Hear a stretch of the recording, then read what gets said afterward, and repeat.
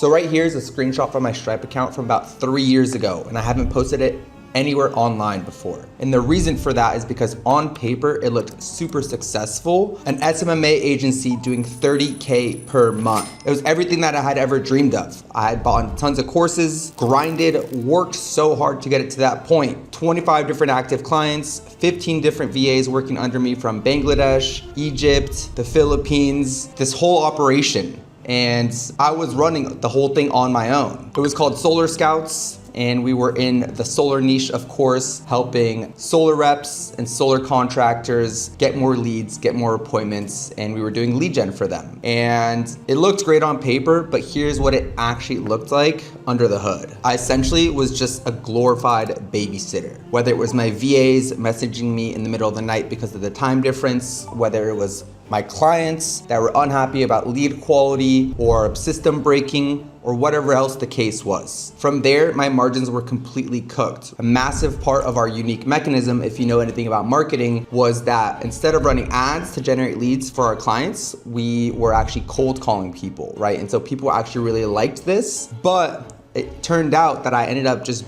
running a call center, having to, manage all these cold callers. I had a client success manager. I had to buy data, so homeowner data, so that I could actually cold call these people. I had a power dialer. I had all these different softwares, and it was a complete mess. And so every single dollar that came in, every single new client literally just meant more of a headache, right? It meant I needed to hire another cold caller. I needed to buy more homeowner data. I needed to increase our power dialer costs, and it was absurd, right? And I quickly realized that I was actually just trading my time for money, because the only thing to actually allow us to make more money was to get new clients. But every time we got a new client, it was just causing me massive headaches and actually cutting directly into my margins. And one of the reasons I was able to scale to 30K within 6 months is I'm a big believer in investing in yourself to get to where you want to go quicker. And so I bought a ton of different courses,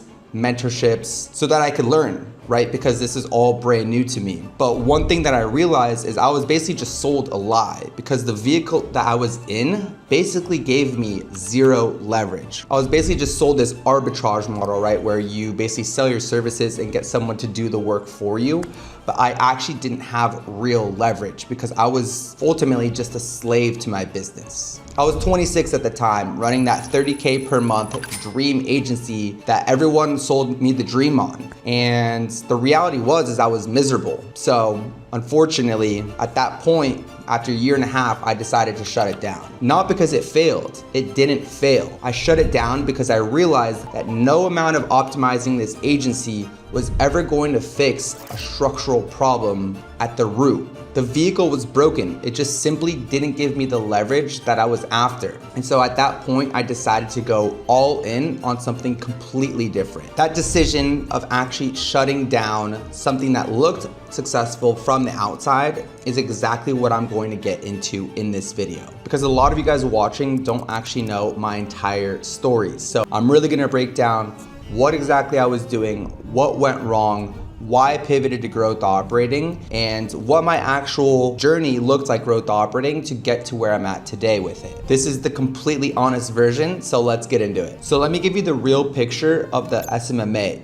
because I think the 30K per month makes it look way better than it actually was. And if you don't know what an SMMA is, it's basically just a social media marketing agency, which is basically just a service-based agency tailored around social media services. So that 30K was literally just top line revenue, right? And as well, some months we would do 20K, some months we would do 26K, some months we would do 30K, 32K. So at its best, it was right around that 30K per month mark, right? But that's just revenue. So their job was to get appointments for our clients like we had promised them. But the thing is whether they got 10 appointments, 20 appointments, whatever the case was, or whether they were slacking, they got paid the same. Obviously, that made things extremely stressful because I was stacking costs even though my revenue wasn't even consistent. From there, we had tons of other software costs. We had data costs where we needed to get lead lists. And we also had ad spend costs, right? Where we were running ads on Facebook and Instagram to attract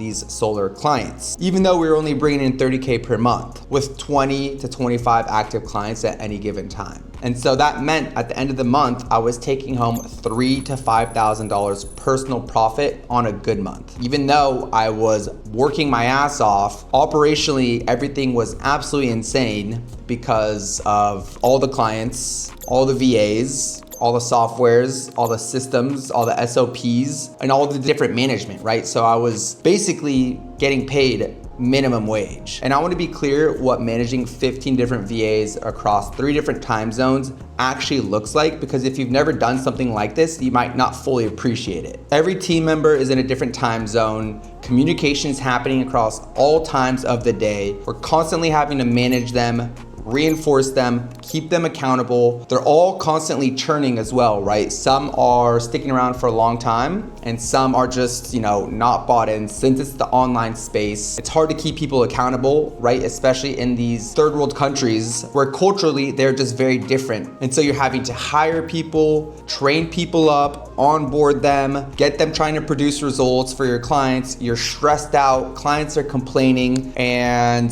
you're going to them asking them, hey, what's going on? You're reviewing the call recordings, right? Because they were doing outbound dialing. You're helping them improve their accent. You're helping them improve their tonality. You're helping them follow the script better. And it's a complete mess, right? That alone was a full-time job, which I did end up hiring a full-time manager, right? A fulfillment manager to manage these VAs, which of course at that point was just more costs. And so when you're running a service-based business for clients like this, all this different management literally is just a full-time job. And then from there, I also had 20 to 25 clients that I had to manage as well. And so the thing with this client-based relationship is when you're charging them $1,500 to $3K per month, well, whether you get them amazing results, whether you get them mediocre results, or whether you get them trash results, I'm getting paid the same amount of money at the end of the day. And so because of that, they just see you as a vendor,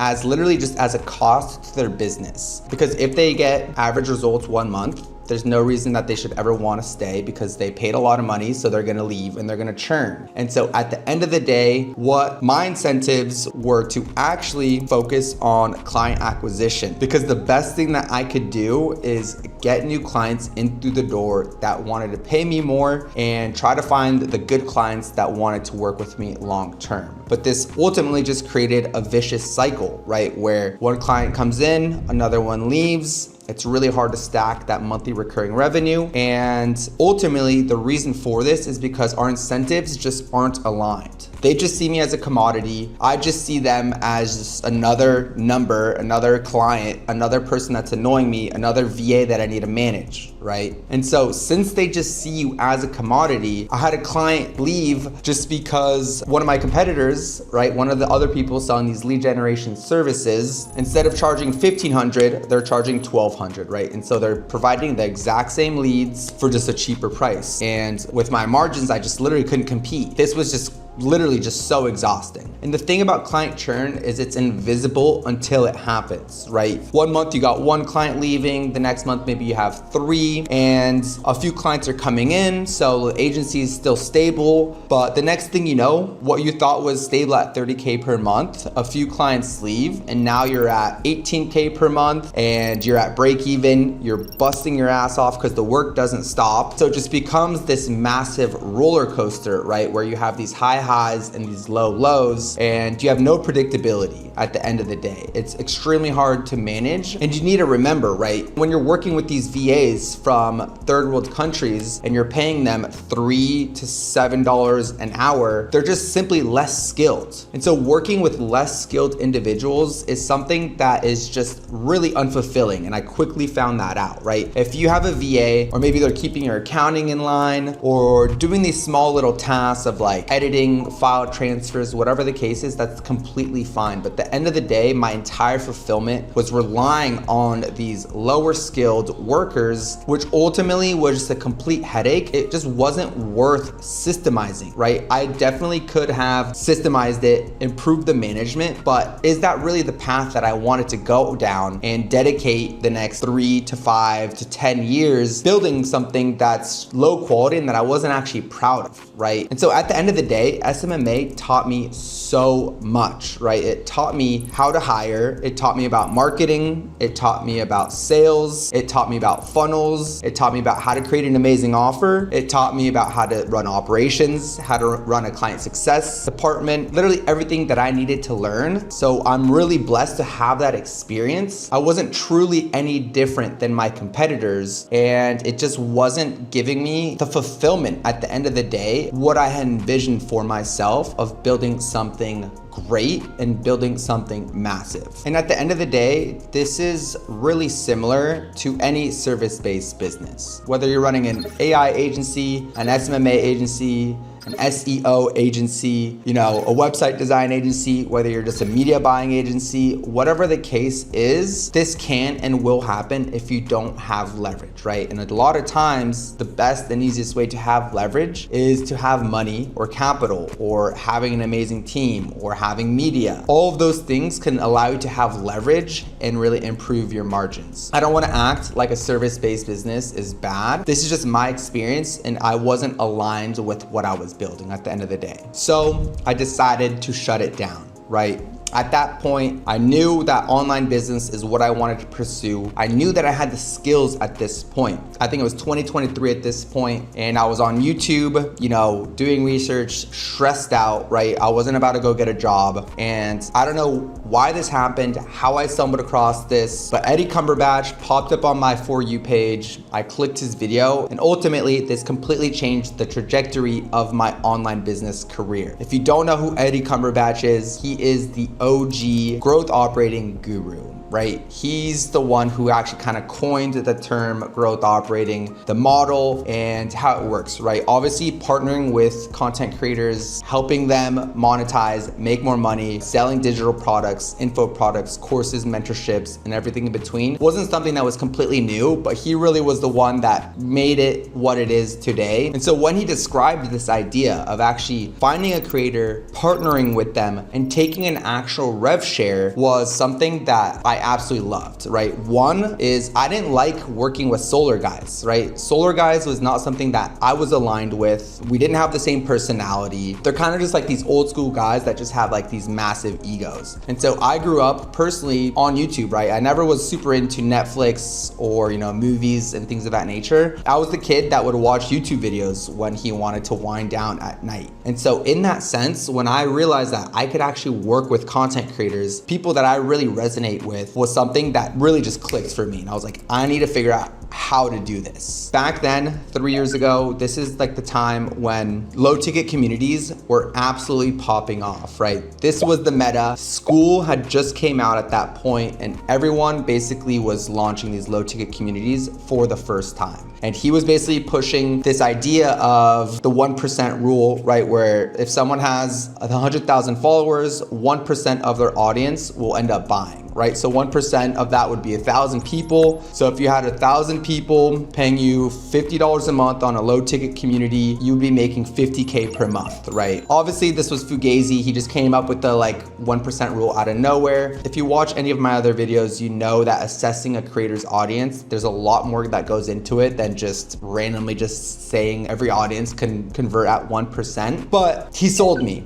right? The idea of actually partnering with people, not needing 10, 20, 30 clients to scale, but actually instead taking a rev share, working with 1, 2, maybe 3 clients max and helping them get amazing results, right? Where if you have 3 creators doing $50K per month each, you're doing $150K total. If you take, 33% of that, you're making 50K personal profit for yourself. That's when everything changed for me. Because instead of charging $1,500, $2,000, $3,000 retainers, needing all these different clients, instead of running this complex operation that I had just, shut down, I could just have 2 to 3 clients, have amazing relationships with them. When they called me, I wasn't annoyed. From there, if I was running my client sales teams, I'm working with US based or UK based sales reps, right? Where I'm actually boys with them as well. So I'm boys with my clients, I'm boys with the people in my team. Everyone's just highly skilled. When I ask them to do something, it gets done. And like I said, they're really skilled. So I don't actually need to babysit and manage them and have them complaining to me and then telling me, oh, my internet shut down and all these different excuses, right? And so this just sounded like such a dream to me. So I never really bought into the whole low ticket community side of things that Eddie Cumberbatch was promoting, because at the end of the day, he was just marketing to a newer audience. He was promoting this as a beginner friendly business model that anyone can get into with not too much skill. And to be completely honest, you didn't actually need that much skill 3 years ago to get into growth operating, right? A lot of people that I know in the space now, they had a lot of success launching these low ticket communities, right? Because at the end of the day, it really wasn't that hard. But for me, I had just came from a really complex agency where I learned a ton of skills, and I realized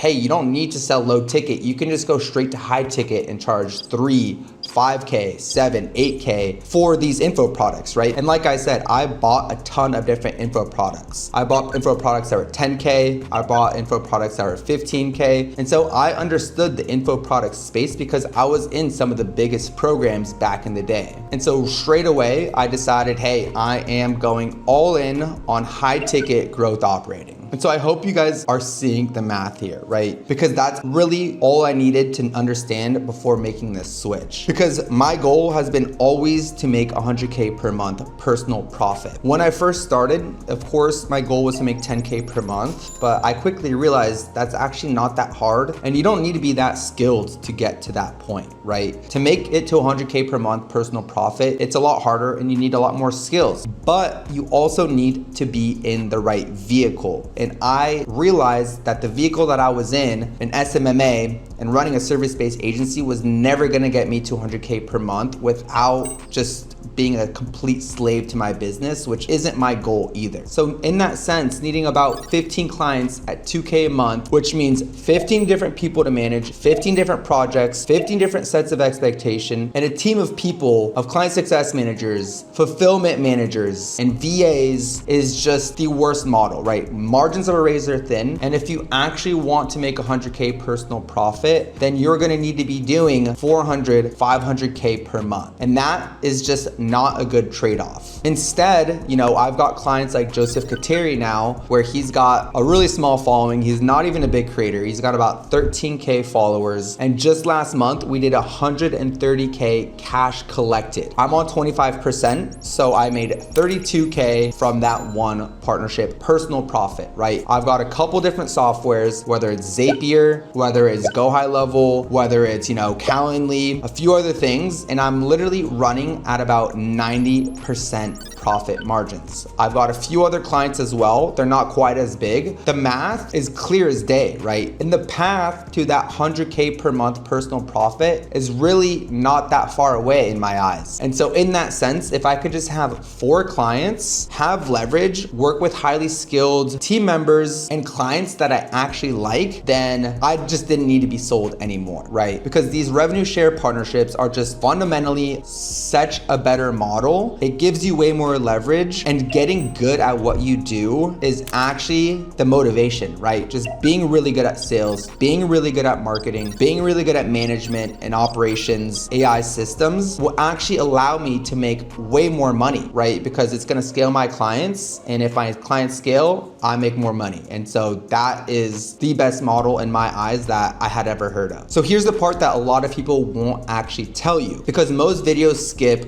the beginning stages, right? I had shut down my agency. I decided growth operating is what I need to be doing. And to be completely honest, it wasn't completely straightforward for me, right? I was in Eddie Cumberbatch's $97 a month low ticket community. I didn't really know how to do outreach, and I didn't really get any clients for the first 3 months, right? This is just the learning stage, right? I knew that if I just stuck to it, I didn't get shiny object syndrome, that I would be able to figure it out. Eventually, I was able to get my first client. It was just from a cold DM, and from there, it was just some kid. He was 18 years old. He was still in college. He had a YouTube channel of about 800 followers, and it was in the faceless YouTube automation niche, right? And so he was really good at what he did. At the time, had a low ticket WAP. So WAP had also just started to come out. They were competing against school. Some info product lore for you, but he basically wasn't making any money. And I was like, hey bro, let me come in. I'll build you out a high ticket program. He said like, I'm down. And so I actually got a small little setup fee and 50% of the offer, right? Back then, 50% was like something that was passable. Nowadays, no one would give you 50%. But since growth operating was so new and unsaturated, people needed your help. And so I was able to get 50%, and he had a small little audience, right? The audience was also pretty unqualified. It was a lot of just like brain rot style videos that were giving a lot of value, right? So it was kind of like brain rot to keep like people engaged, but that brain rot style kind of attracted a less qualified audience, but there was definitely a lot of potential there. So I built him the funnel, I built him a launch sequence. He had a little free community and email list. And from there we launched. And in the first week, we did 10K cash collected. And that completely blew my mind, right? He didn't have a lot of traffic. He had about 300 to 400 views per video. I was a one-man team. I did everything on my own. I built the funnel, I triaged and set everyone, and I hopped on the calls personally and did the closing. And so 10K, I got 50% of that. In 1 week, I made 5K profit. No one was blowing up my phone. I was just working closely with my client, and it was just a dream to me. I just couldn't believe it. And so that is when I knew that this is actually real and this is actually possible. It also gave me a small little case study, right? So I needed that case study so I can go and start getting bigger and bigger clients. And so that's exactly what I did. From there, once I made my first 5K, he ended up going to college. He was still in college. He was, not all in on online business, and that was fine to me. I had made a little bit of money, and from there, I just leveraged my network, leveraged my Instagram, and leveraged the case study to go and get bigger and bigger clients. So from there, the next client that I got was Jake Ryan, and Jake Ryan, you guys may or may not know him. He's got a massive following online now, but when I first started working with him, he had 300 followers on Instagram, but he made amazing content, right? He was posting 5 times a day like a savage, and he was growing 200, 300, 500 new followers per day. We partnered up, and back then he was doing like some reselling mixed with e-com, like drop shipping offer. We launched that, and I had 25%, and we started doing 20K the first month, all the way to 40K per month. And so all we had was like a $500 mid-ticket offer and then a 2K offer. There was no sales calls, no sales team. We were just selling directly in the DMs, or someone would call and dial and just close them over the phone. And so that was like my next big win, right? Jake Ryan, I was fired up, and he went on to then sell a sales course. Now he's doing trading, but that's another story for another day. So then I got my next win, and then I was able to leverage that to get an even bigger client, right? And for me, a bigger client doesn't necessarily mean that they have the biggest audience, right? What I want is the most qualified audience. And with this first faceless YouTube automation creator and with Jake Ryan, these guys didn't have the most qualified audience, right? They were attracting very much beginner business models, audiences. And that was fine. And you're definitely able to make a ton of money with that. Then moved on to a better ICP, which anyone that's looking to invest into real estate already has 20, 30, 50, $100,000 to invest to buy these houses, right? And so for me, that was the best possible ICP and niche. And so that's when I landed Joseph Kateri, and we ended up doing massive numbers, right? We've been working with him for a while. We've got an amazing relationship, all going super, super well. That's really what my first 6 to 12 months looked like in growth operating. Now we've been doing this for, about 2.5 years, and we've got 2 other clients. So we've got 3 clients total, and things are going super, super well. I could not have been more more happy to have made this decision. And so I want to close with this because I honestly think it is the most honest thing I can say about this entire story. When I shut down the agency, it looked like an extremely irrational decision, right? Because a 30K per month business is not a failure. Most people would have kept building it, kept optimizing it, trying to hire better talent, trying to fix it, all these different things, right? And that is definitely a route that I could have gone down. And the reason that I didn't do this is actually a lot simpler than I'm making it sound. I didn't want to be a manager. I didn't want to just be a glorified babysitter who was a slave to my business. I didn't want to build a business where the primary skill was literally just management and making sure that everyone is doing their jobs. I wanted to build a business where the primary skill required to scale was getting better at what I did, getting better at marketing, getting better at sales, and getting better at operations and systems. Because getting good at a set of skills that I actually found interesting gave me so much leverage in my business. I find the info product space genuinely interesting, right? You're able to help a ton of people. You're able to provide a real transformation, and building these real info products that aren't a scam is something that is really fulfilling and rewarding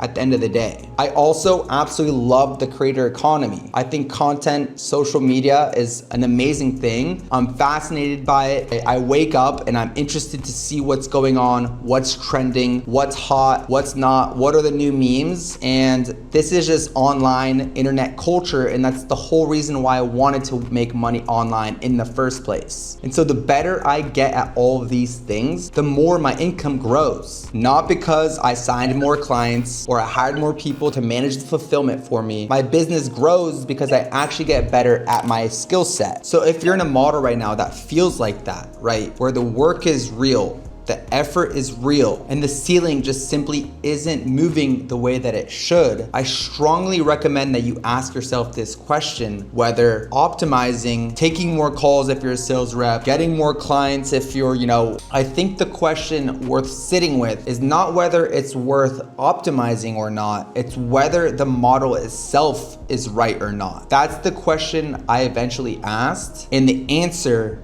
changed everything for me. All right, so that is the honest version of the story. A 30K per month agency that looked amazing from the outside, but margins were completely cooked in a back end that was an absolute nightmare. The YouTube video that I watched and finding Eddie Cumberbatch at 2 a.m. that completely changed the trajectory of where I'm at today, to my first 6 months trying to figure it all out, starting at not knowing how to get any clients, to getting my first tiny little creators, scaling them up slowly, and stacking those case studies that actually proved to me that this model actually works. That's exactly how it all played out and what allowed me to be where I'm at today. So if you're somewhere in the space right now and the model that you're in just doesn't feel completely right, I highly recommend you go check out my free community. It's a community full of growth operators. There's an entire free course in there that you can go check out, learn how to start getting clients, learn my outreach strategies, learn how I'm fulfilling for these clients, as well network with a bunch of other people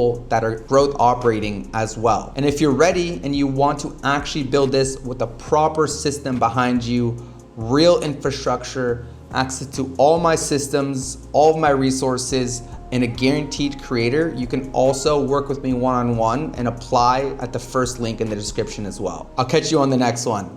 Peace.